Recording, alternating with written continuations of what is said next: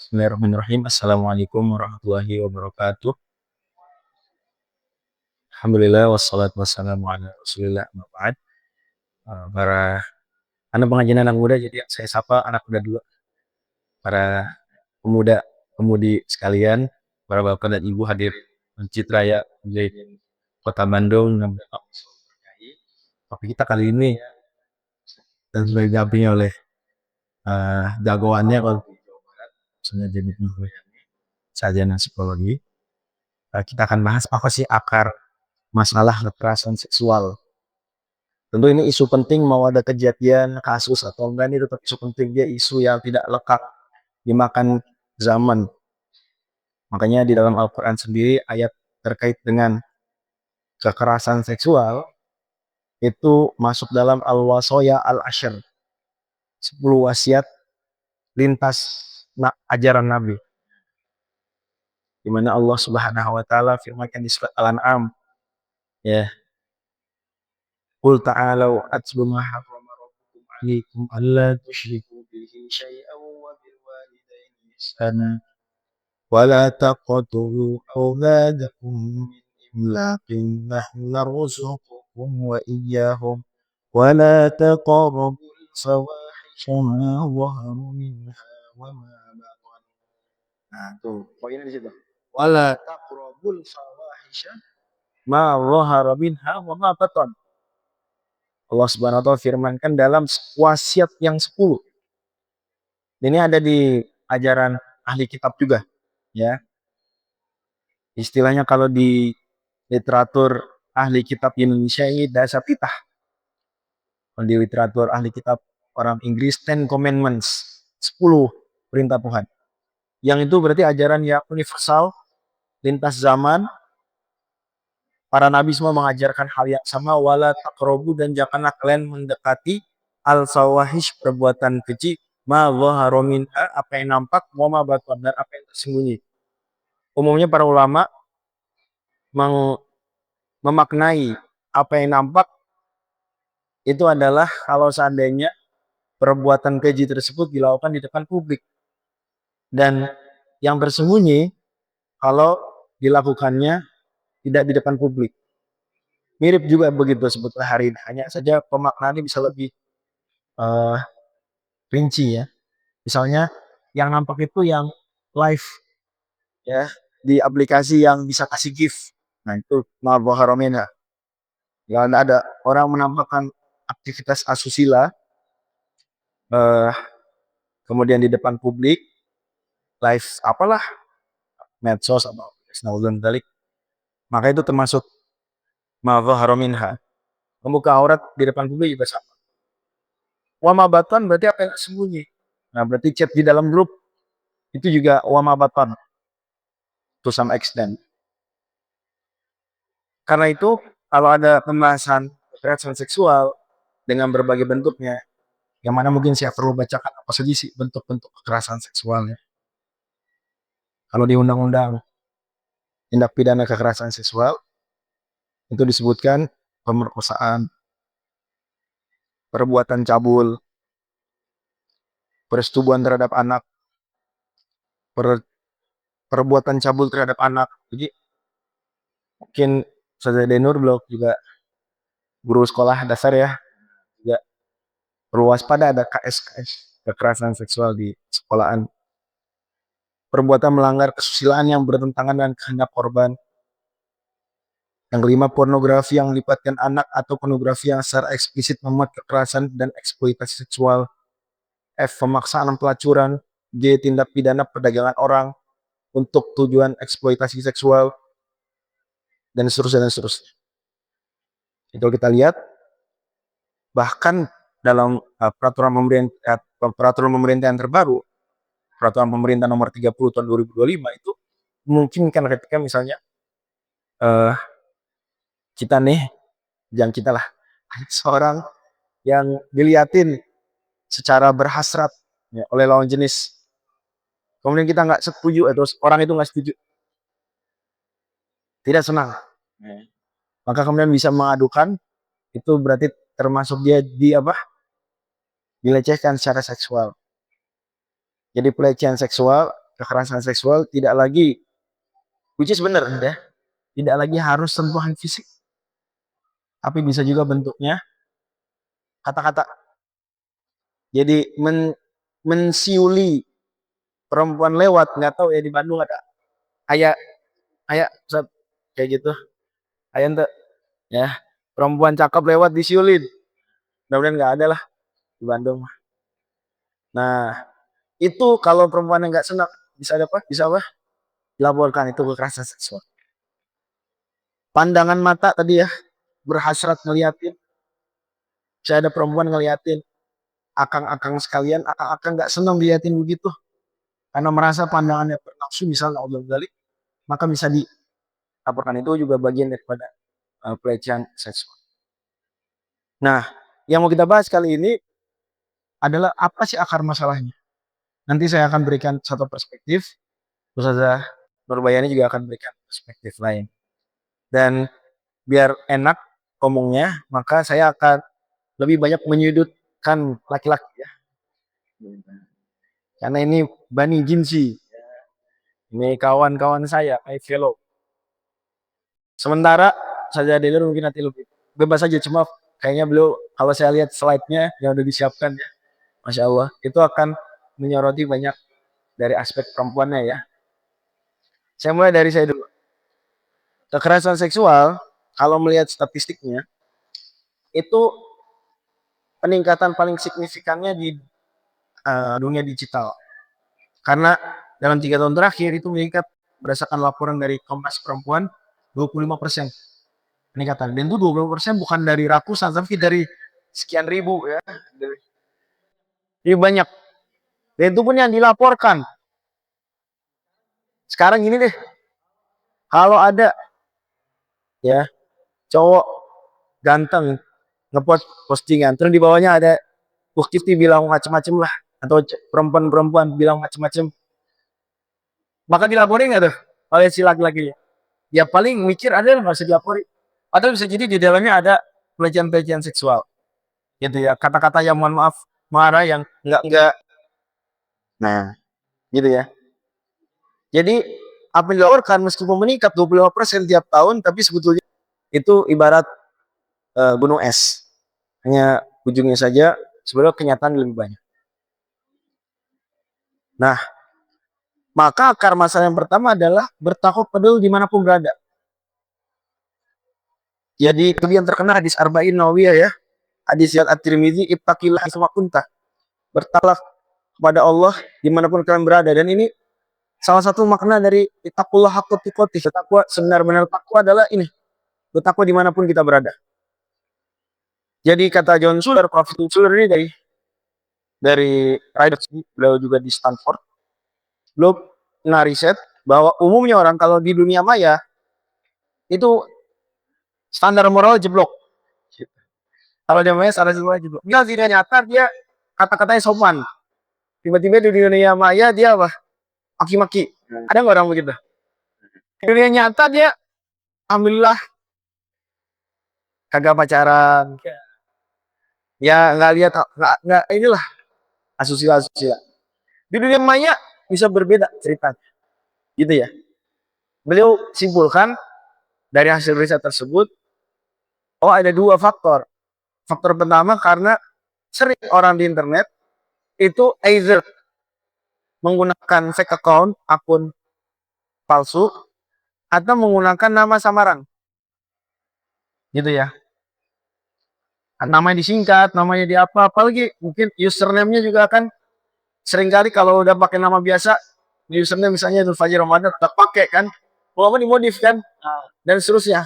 Jadi nama yang di atasnya juga bukan username, juga dibuat sedemikian rupa. Gitu ya. Gara-gara itu maka dia merasa ini bukan saya, atau minimal orang lain nggak tahu itu saya. Dia menurun jeblok standar moral karena dia merasa orang lain nggak tahu kalau itu saya, kalau itu dia. Alasan kedua kata John Suller, karena ketika tidak berinteraksi langsung, itu orang cenderung merasa bebas melakukan apapun dibandingkan kalau di depan. Contoh, sebagai contoh, kita mau duduk selonjor lagi sendirian, mohon maaf, mungkin pakai celana pendek kalau laki-laki, tapi nggak akan begitu kalau seandainya orang lain. Jadi dengan bersama orang lain itu membuat kita lebih terjaga. Gitu. Makanya kan dalam Islam juga safar sendirian nggak boleh, makruh. Ar-rakibu syaitan, kata Nabi SAW, orang yang pergi jauh sendirian setan. Maksudnya biar awan ditemenin setan.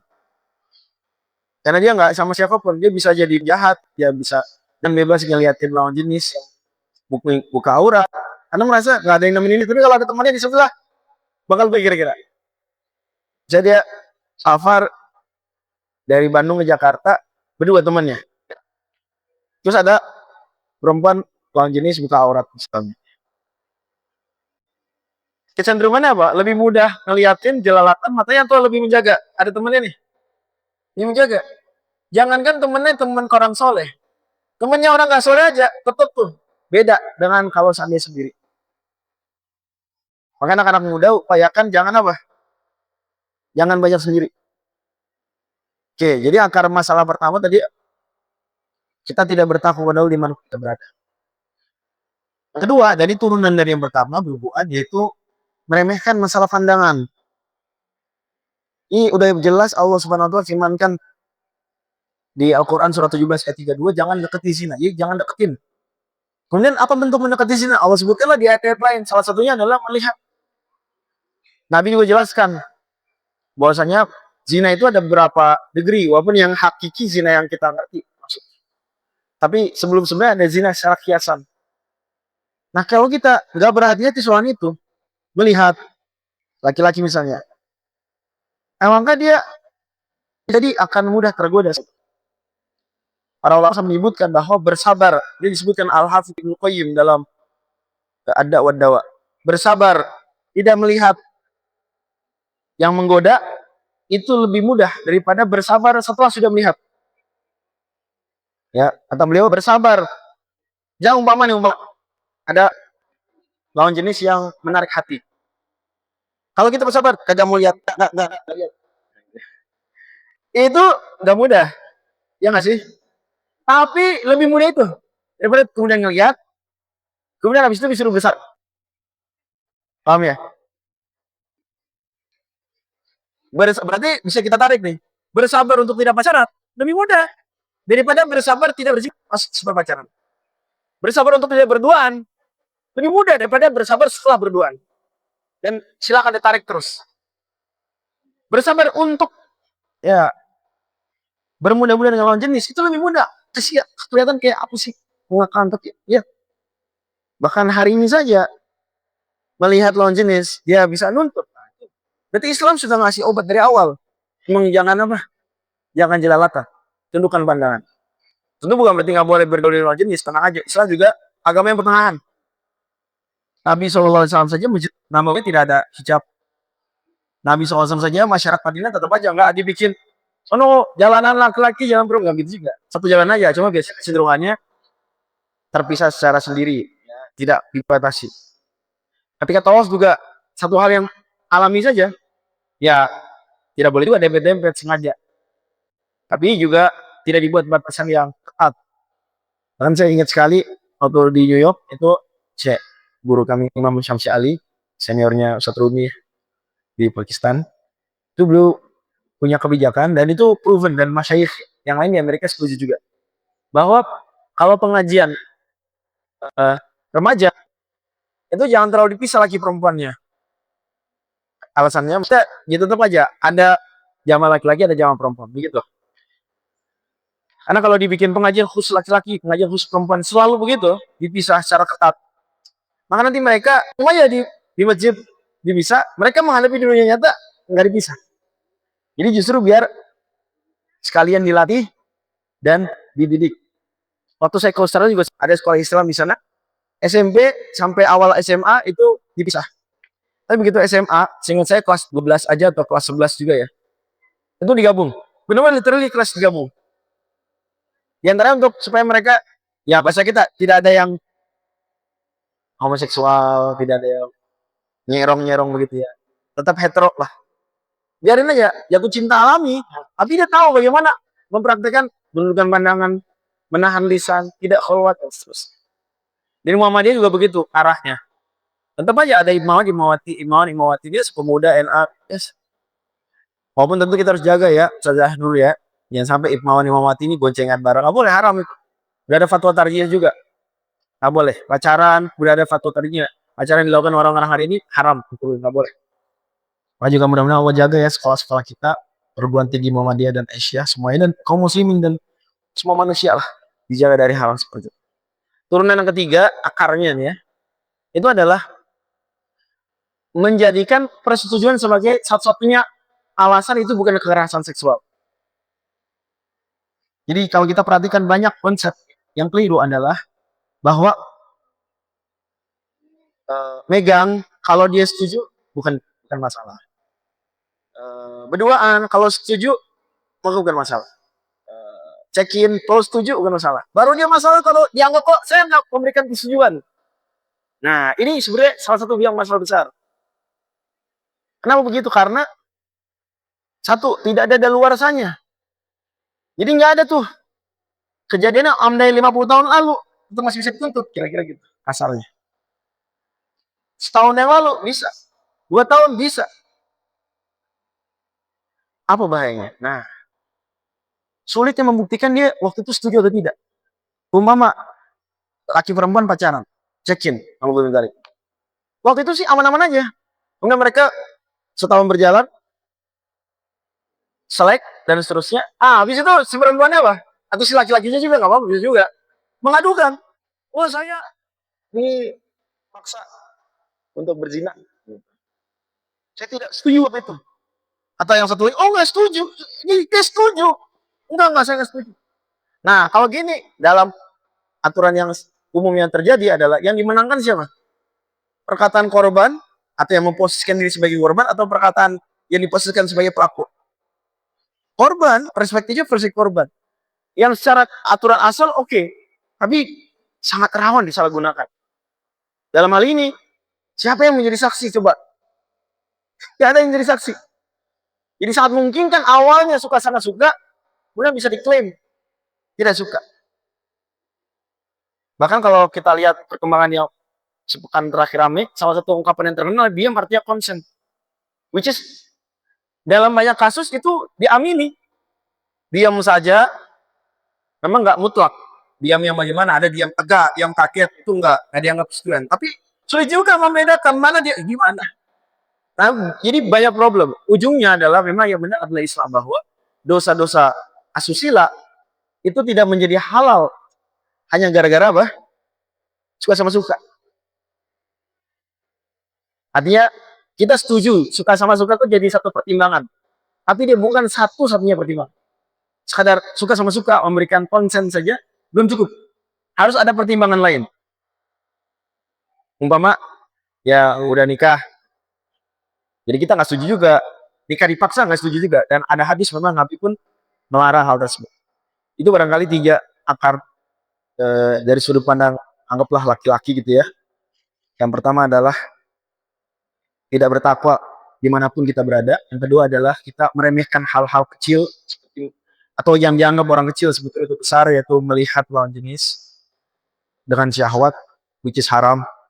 Apalagi sampai pacaran, haram juga. Dan yang ketiga adalah memang konsep bahwasanya selama suka sama suka jadi boleh, itu hal yang sangat problematik.